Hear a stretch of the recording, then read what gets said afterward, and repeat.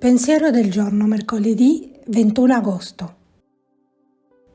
Uscire per incontrare.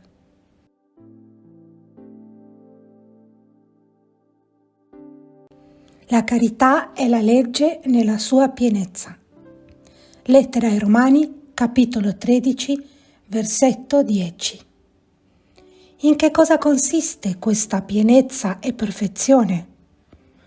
Lo si capisce dai versetti precedenti, in cui l'Apostolo descrive le diverse espressioni ed effetti di questo amore.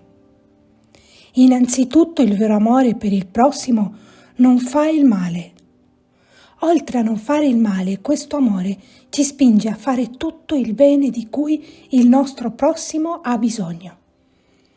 Questa parola ci spinge verso un amore solidale e sensibile ai bisogni, alle aspettative e ai legittimi diritti dei nostri fratelli e sorelle, verso un amore che rispetta la dignità umana e cristiana, verso un amore puro, comprensivo, condiviso, aperto a tutti, come ci ha insegnato Gesù.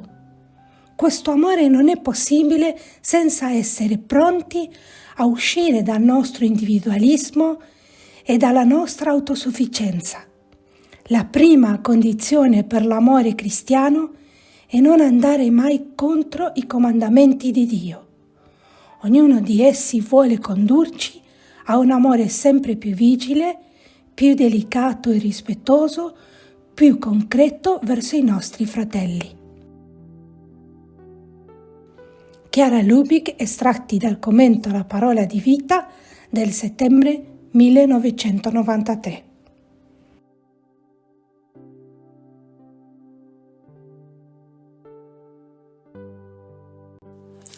Parola di Vita, agosto 2024. Signore, è bello per noi stare qui.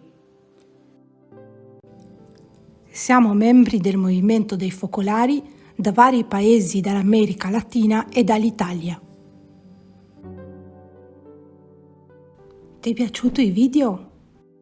Metti mi piace. Abbonati al canale. Suona la campana.